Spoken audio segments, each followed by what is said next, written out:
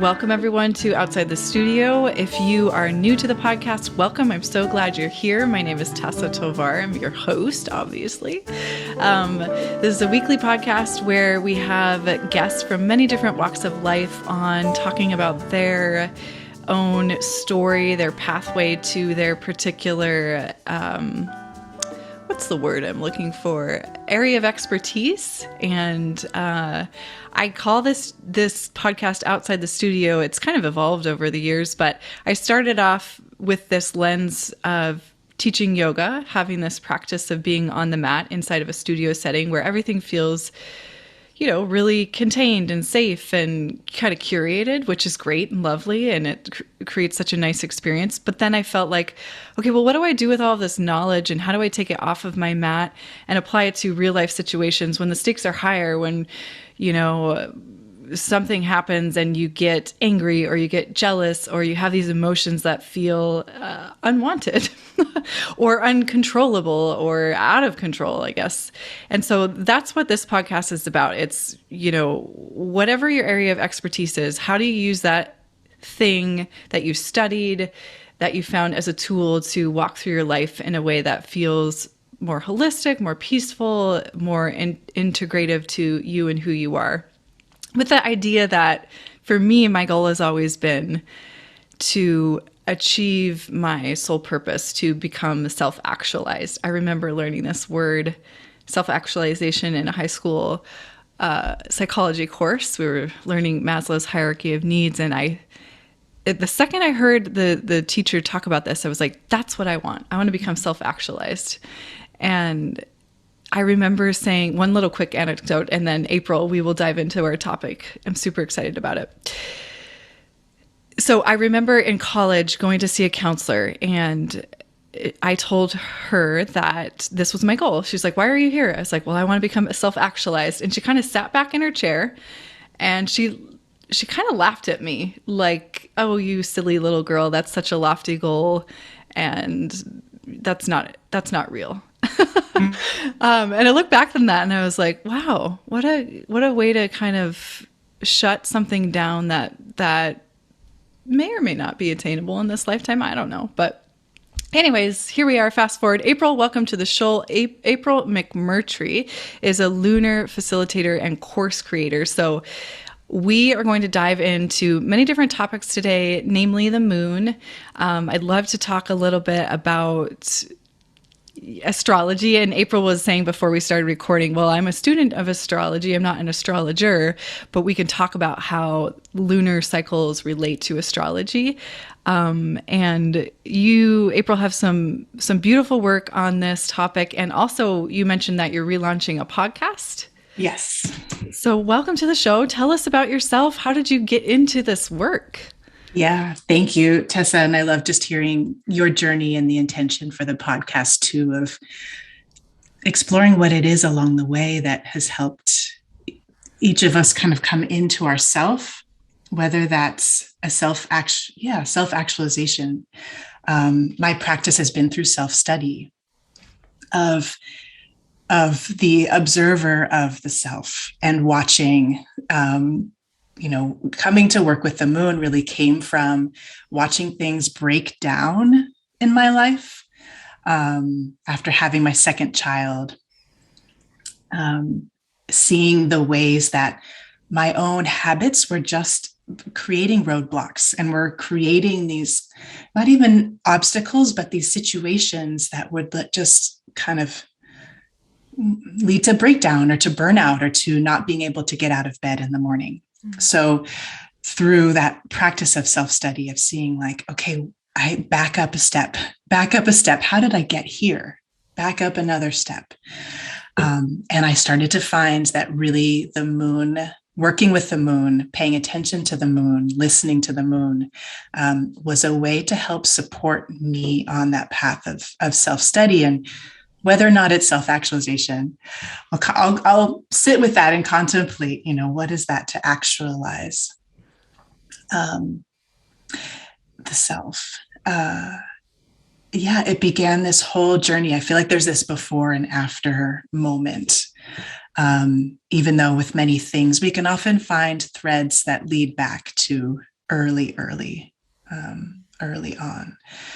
But yeah, it really was through that experience of this initiation into motherhood, both a new identity and having to leave behind jobs and a career that I had gotten a master's in, and just to like a whole reevaluation. There's that seems to go in cycles and as well in life, is those moments of reevaluation.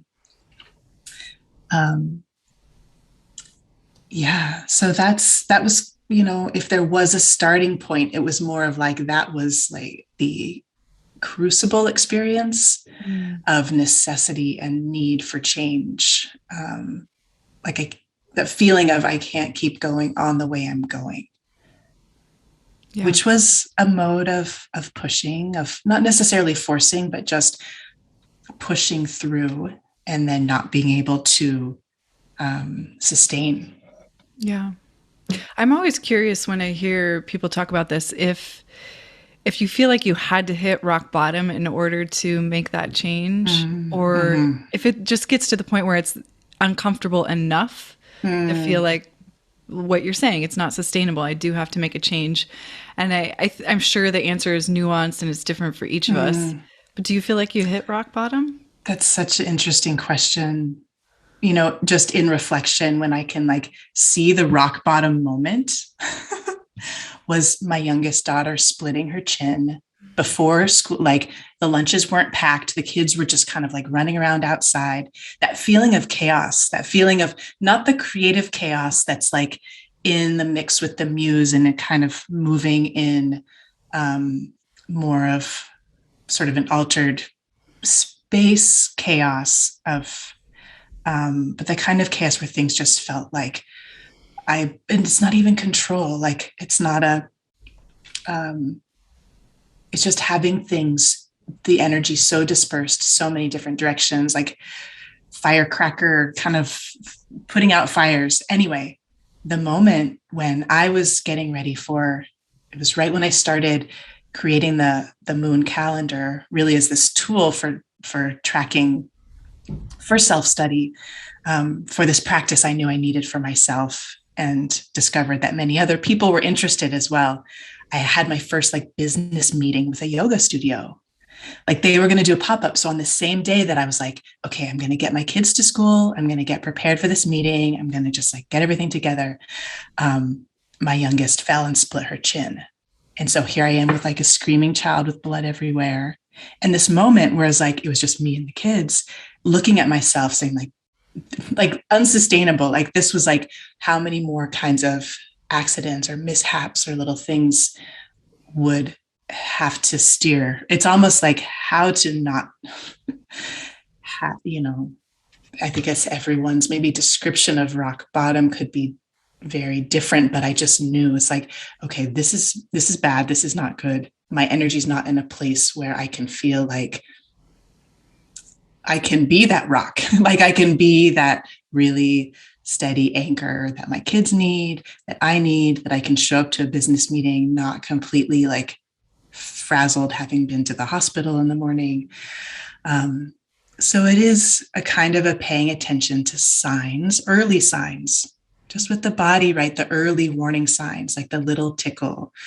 It would be my experience of getting sick every week. I used to teach at a youth leadership, like a 4-week course with parents and their children. And of those 4 weeks, one of those weeks I'd be sick, because there wasn't the kind of rhythmic intelligence and this rhythmic understanding of how energy goes out and it comes back in. And allowing that space for the active times, and allowing the space for the resting and the turning off and the tuning out. It was a gradual lesson, I would say, but it got to the point where it was like, it was already in process. I was already working with the moon, but I guess I'd say it took me a while to, and I still am really fully embodying that. I mean, I'll say like my birth chart is ruled by the sun. So there's something, whether it's that or a combination of factors, there is both like a deep desire to shine.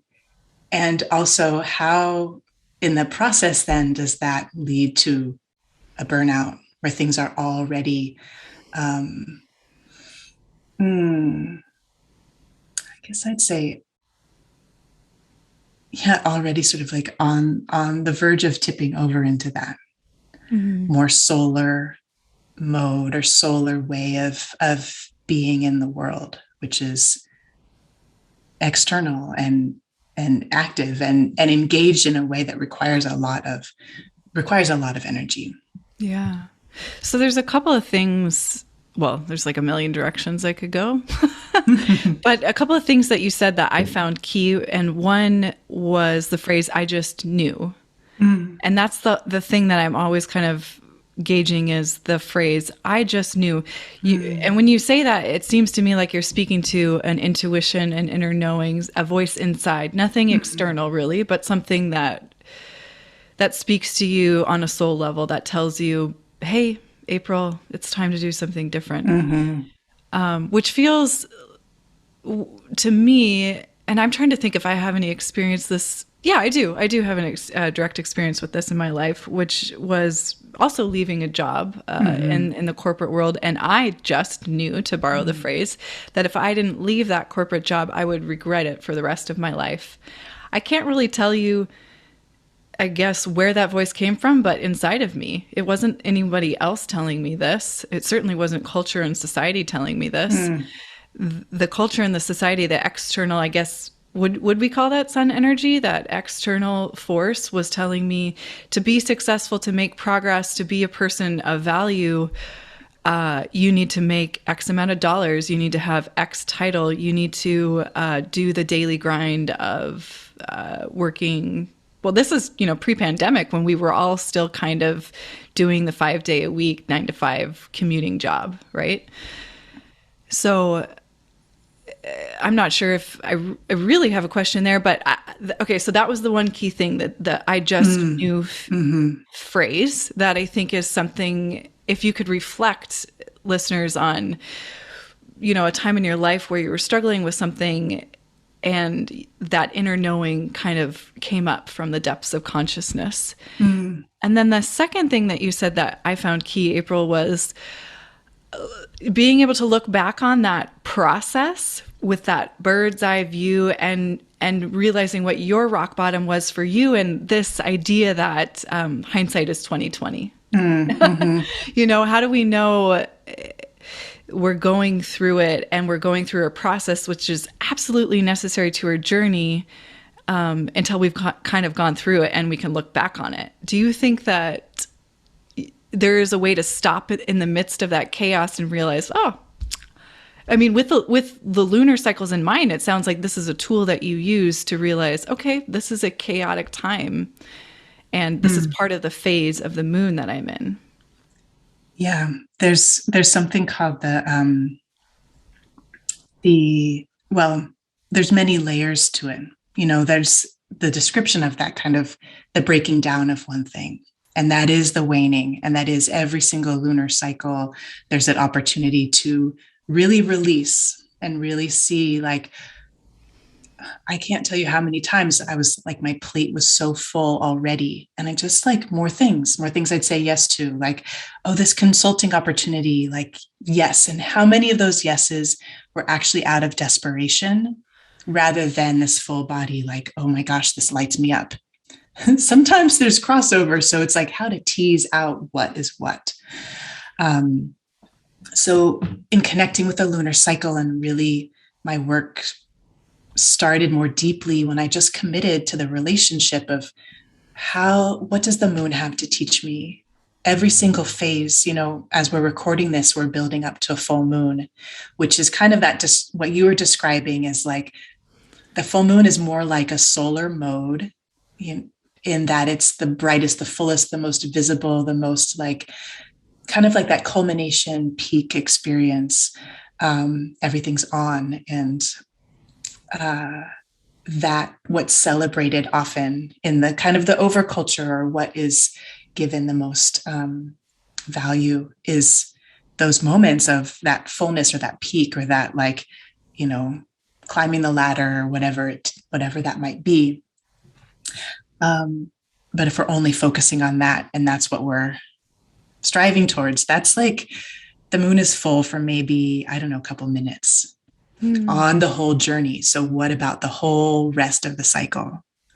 And really, that's where my deepening came in, is that commitment to the relationship of the whole cycle, both for myself and guided by the lunar cycle. And then what my work began to move towards and transition into is supporting other people to begin to see that cycle at play in their life, and how to practice that self-study to start to see, you know, so there's these 4 stages of awareness. And that first stage is the hindsight of like, oops, here I am again with this like crisis, you know, like a crisis on my hands, whatever it is. And so backing up so that instead of it always being a hindsight, that there can be more of the present moment awareness.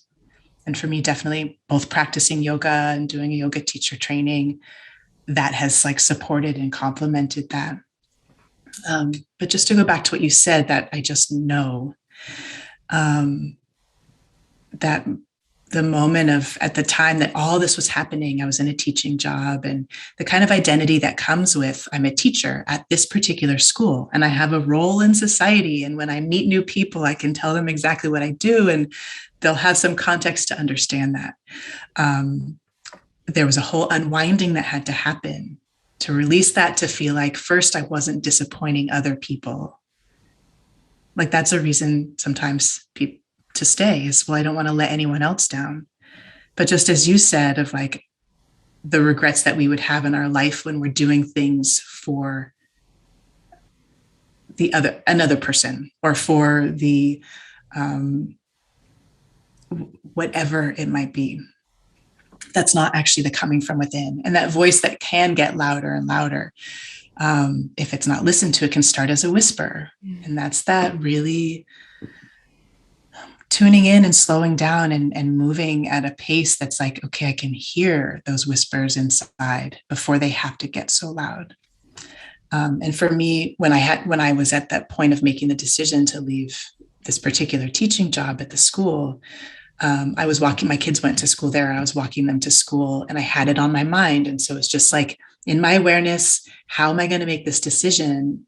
You know, often what will happen for me is most often, and in this case, it was true as well, an animal will show up. And so I was walking them to school, you know, on this, actually, I was going to say on the sidewalk, but we live in an unincorporated area, so we don't actually have sidewalks. But we were walking, and on the side of the road, there was what I came to see as a baby bat, and it was dead. And in this moment of seeing, like, interpreting that as a sign and this message of like, the bat wants us to be able to transform and to go through the darkness, whether it's a dark night of the soul or just to be in that unknown place. And often that kind of feeling of that birth canal of just being stuck, if without going through that labor of releasing and of letting go and of really having something die, whether it's an identity or attachment to a particular job or whatever that might be. And just in that moment felt so tender to know that I had to move forward with something that was uncomfortable, that I didn't know was coming, that I could possibly be more comfortable just doing what I was doing. Yeah, that's the yeah. sticky widget right there. The being comfortably uncomfortable. It's almost like I feel like I've experienced this. I see a lot of people around me kind of doing that thing where it's like the discomfort has become the known entity, so it becomes comfortable. Does that make sense? Well, it's, to be in the discomfort and not run away from it, or not yeah, that too. um, to not move forward through what is kind of a necessary discomfort. Yeah. Yeah. Well, so I want to get into the meat and potatoes of the lunar cycle. If if we're new to lunar cycle and learning about what that means, how do we apply it to our lives? How do we start to integrate? Where would you start with talking about? This is a big topic, right? So where Yeah. would we start with talking about learning about lunar cycles and how to apply it to our lives? Yeah. The entry point, I mean, there's anything that's a circle or a cycle, there's so many different entry points and ways in. Um, for me, I made a calendar. And so what I would recommend for people is to work with a lunar calendar. This particular calendar, the new moon calendar and journal, is circular. So it starts to, let's see, what's the word? Deprogram or unplug from, or just kind of repair the relationship with time, to see it moving as a cycle and a circle. I have one on the wall that's all of the lunar cycles together, and the journal is actually a place to be able to interact more. There were many moon calendars, and there's many, many more now. I feel like the moon has been calling to more people to pay attention and to notice, because of how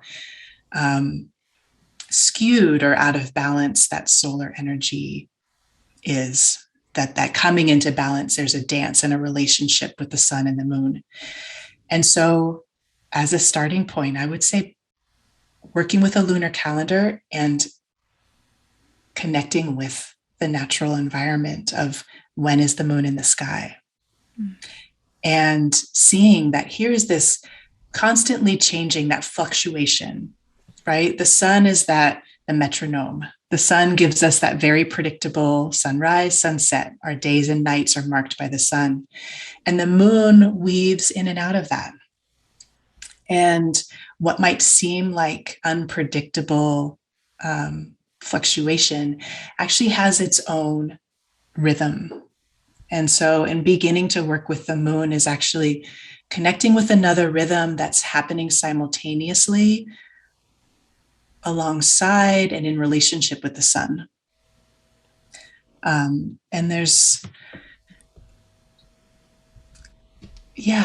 just having that curiosity of connecting with the moon and starting to notice more than just the full moon. And starting to see, and I would say for people I've worked with, they start to have the kind of a magnet of, oh, I was at a stoplight and I was kind of in contemplation. I looked up and there's the moon in the middle of the day. And following our own curiosity, something that sort of a message that came to me early on is what goes unnoticed in nature. So all the processes in nature from seed to sprout to flower and fruiting, and then the composting, all those processes, the parallel cycles of growth and decay. What goes unnoticed there will go unnoticed within ourselves, of how it is that both in that celebration of the waxing and the opening up and the connecting and the curiosity and the exploring, that is that energy of newness at the beginning of a lunar cycle. So noticing in our lives, when am I feeling that energy of newness? And when you say, because sorry to interrupt, I'm curious, when you say the beginning of a lunar cycle, does that mean, I always wonder, what do we exactly mean by beginning? Is it when the full moon has passed? Is it when it's a new moon or dark moon? I'm not sure what the exact term is for such a good question. Yeah, I love this question because it gets us back into the beginner's mind of like, when does it start? And really, you can decide, there isn't like a right and wrong. It's once you start connecting with the lunar cycle, is that feeling of, oh, when is the feeling of beginning? And that's the dark of the moon is, so the new moon is not visible.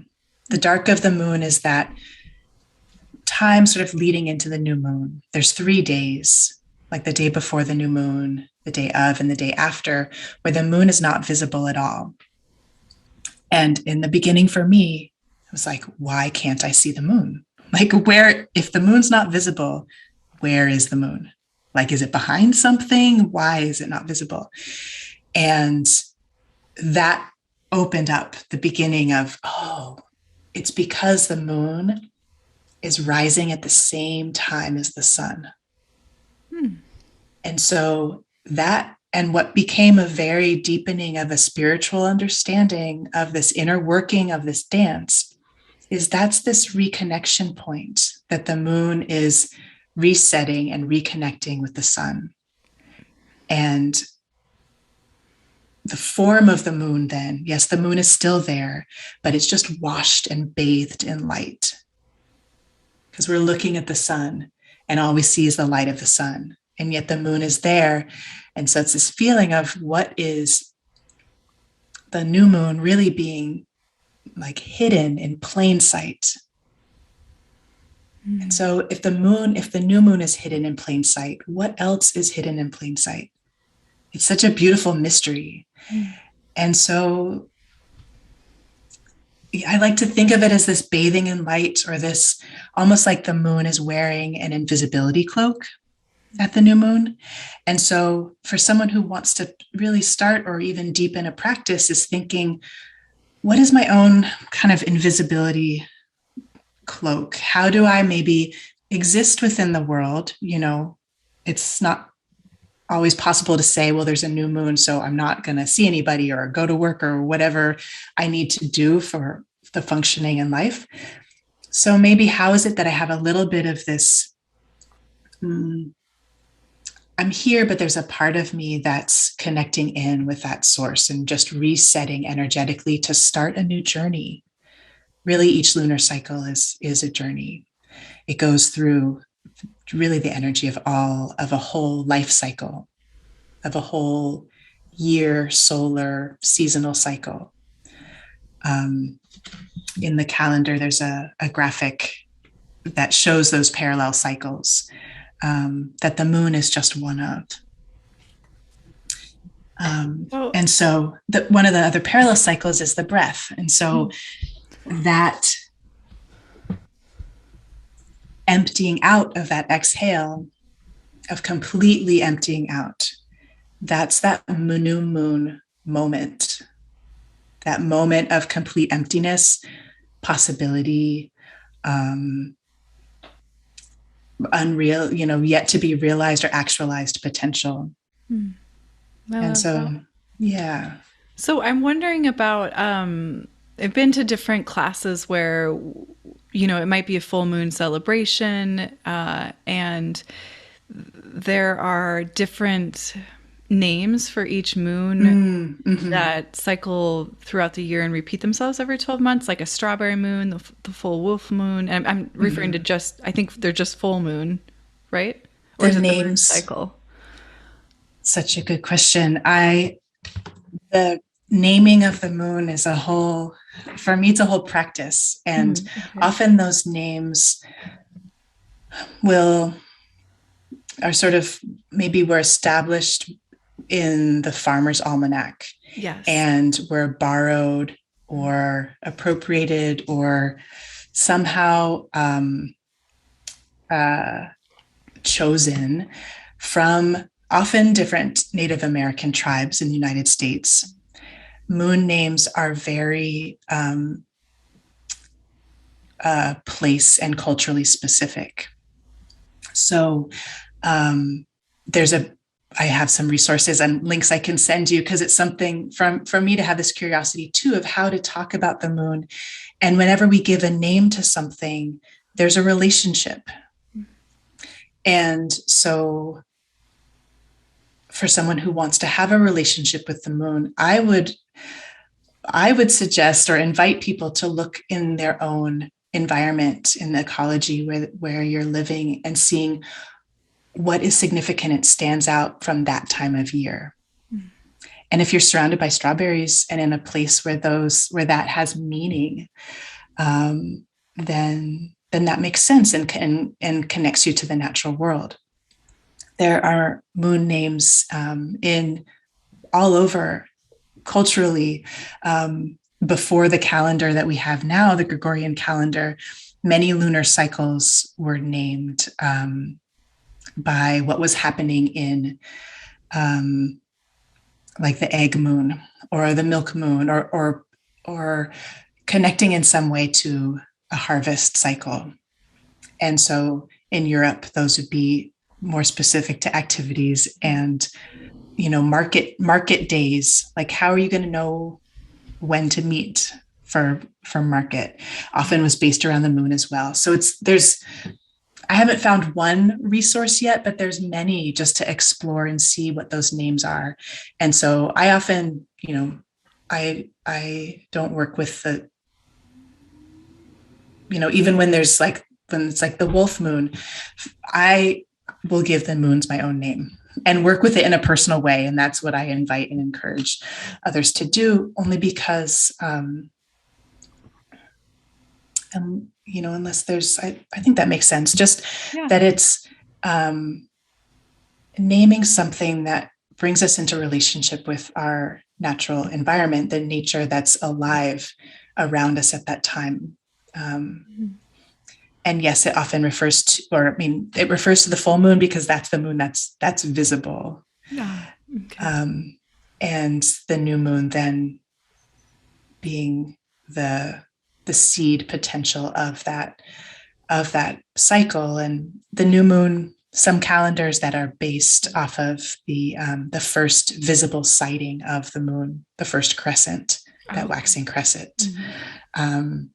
The Islamic calendar, the Hijri, has the cycle or the month start when the moon is first visible after emerging from that disappearing, or you could say death even, of each new crescent moon is an invitation into a rebirth.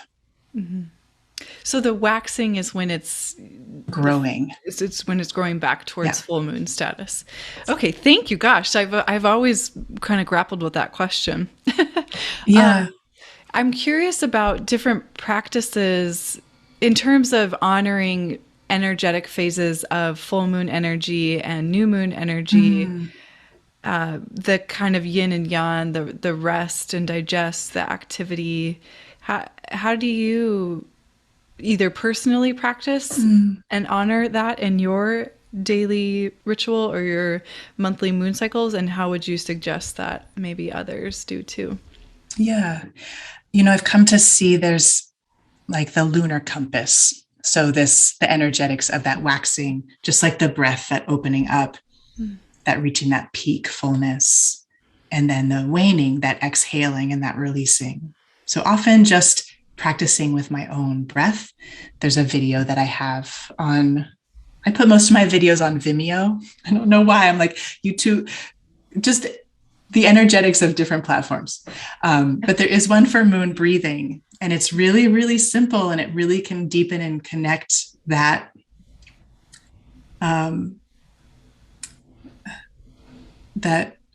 both the muscle memory or just the embodiment of the cycle of inhaling and opening up.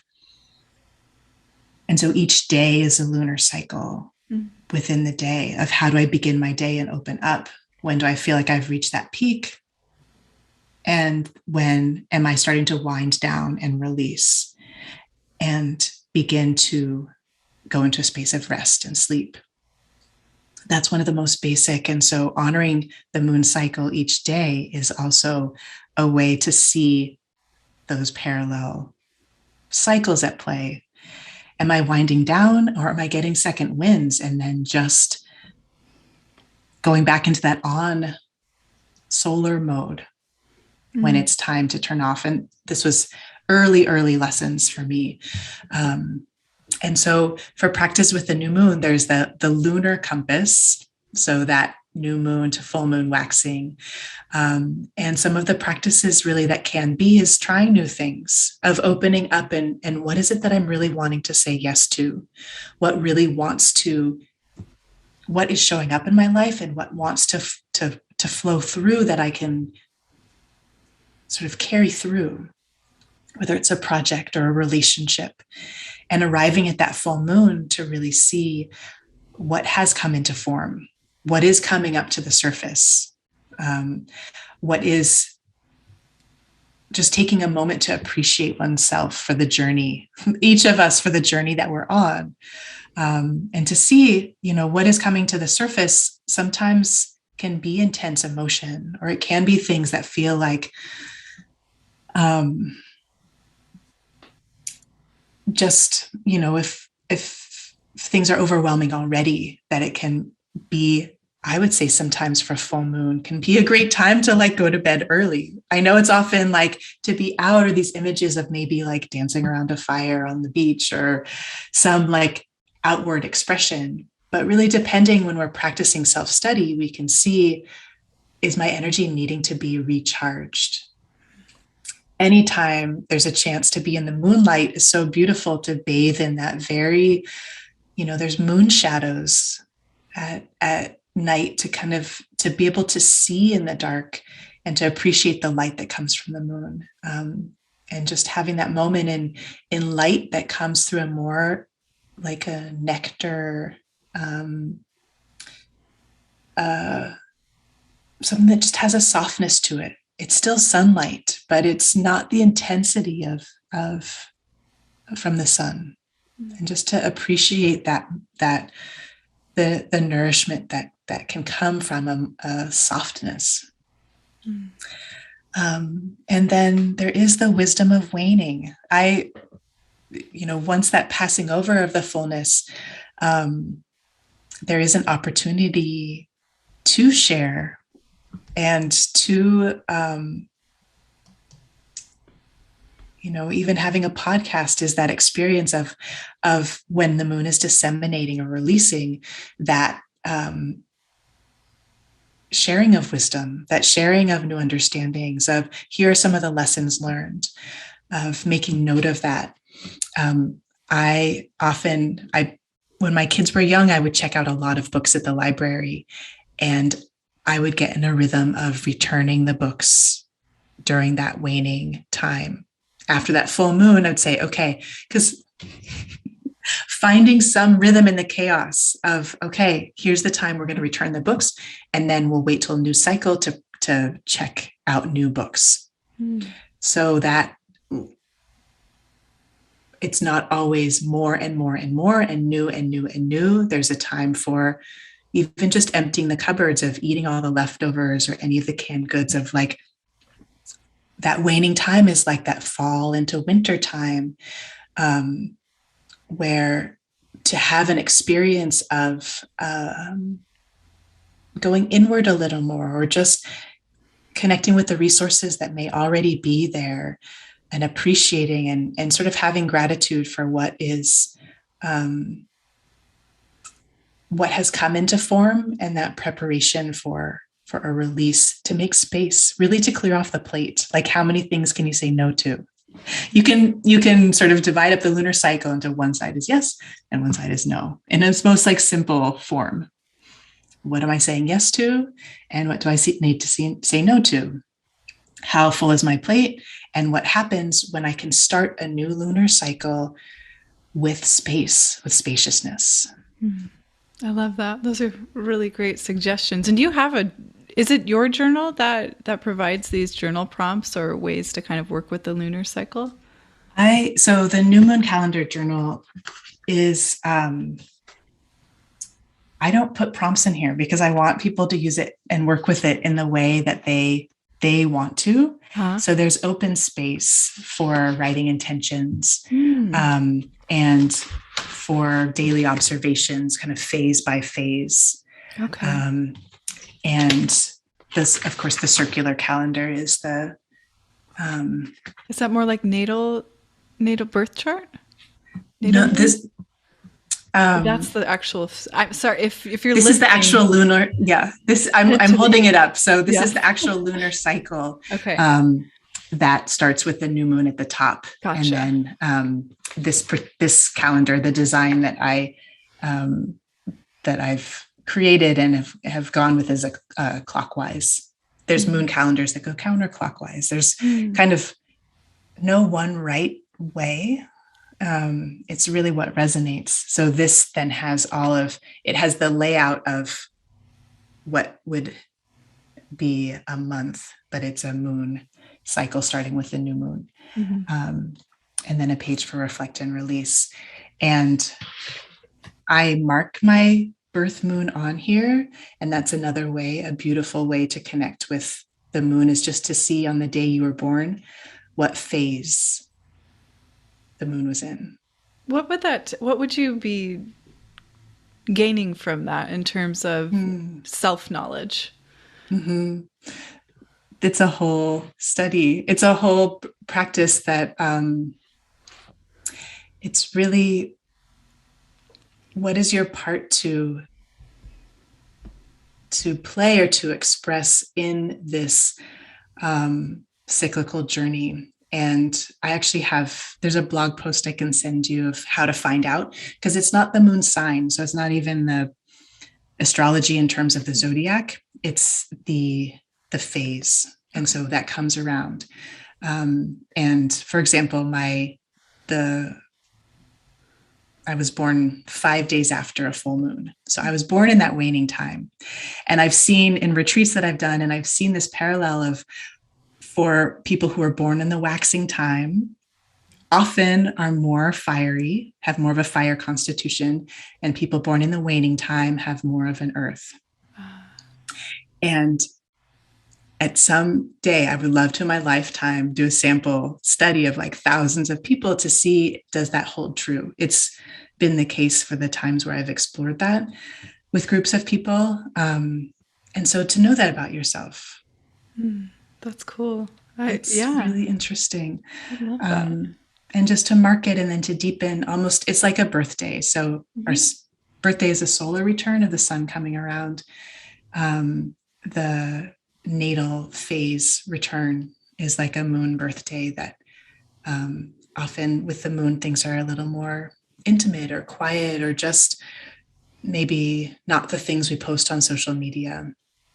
Even though the moon is all over social media, it's kind of this an honoring of more of that, the inner self, the inner being, of how do I celebrate myself in a way that's honors the lunar wisdom. Oh, that's so beautiful. I love that. Yeah.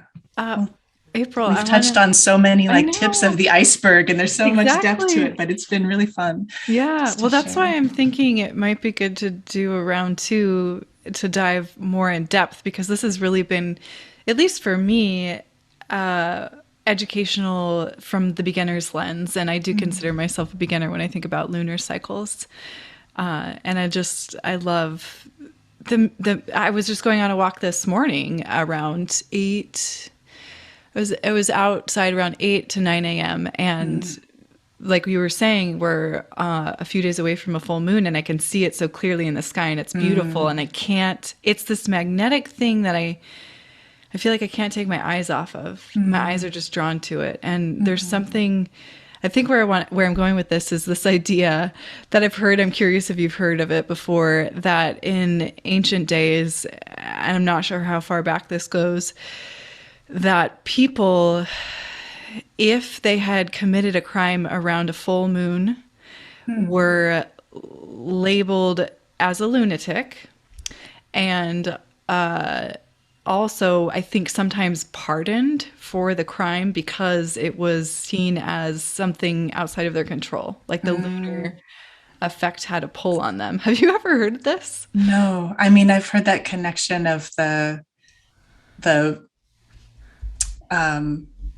I've heard both, that there is maybe even more crime, that there's just more of I don't know, and I think because I am committed to taking responsibility for my life, of often when I would hear someone say, oh well, the moon made me do it, or oh, the moon is making me create like that, I'm like, do not blame the moon. Get steady, get solid. Do not let whatever that external force kind of it's almost like being in the waves of not having an anchor And so with the lunar practice, really how to anchor oneself amidst all of the constant change and the intensity. And I mean, there was a scientific book about the lunar effect on different animals. And then the last chapter was dedicated to the human animal. And it was like, there's no conclusive result. There's so little, there's no effect, basically. And I was like, that's not true. That is not true. And also, I don't know if you can be pardoned for a crime because it was a full moon, but I will look around and see what I can. That's probably a gross overstatement on my part based on what I remember in hindsight reading. And I think it was in a book somewhere in reference to like the medieval times. So I don't know how factual it is, probably not at all. But I just thought it was an interesting little tidbit. And in terms of the term lunatic, when I think about lunatic, it's in my mind, it conjures up this kind of crazy person, right? And then you think of lunar cycle, and not to label anyone or shame anyone. I just thought that was an interesting kind of perhaps historical reference. Yeah. Well, I think too, the way that the moon is often also connected to something to fear. Yeah. Something to be afraid of or something to fear, and that there is a mystery there, and that things that are mysterious should be controlled and are dangerous. And it can go, in, I think when our calendar and our way of keeping time was cut off from the moon, from that unpredictability of you can't pin the moon down. Like it's not possible to control and to put in a box. Just like certain people's bodies are not going to be controlled and be put into a box, or like how to repair that connection to the moon, to natural cycles of time, to rhythms, to so many things. There's that our relationship with time and our relationship with the moon was always woven together. And for some people, it still is. And working with the moon is really connecting back into a way of knowing that, at least in my experience, is not something to fear or to be afraid of, or to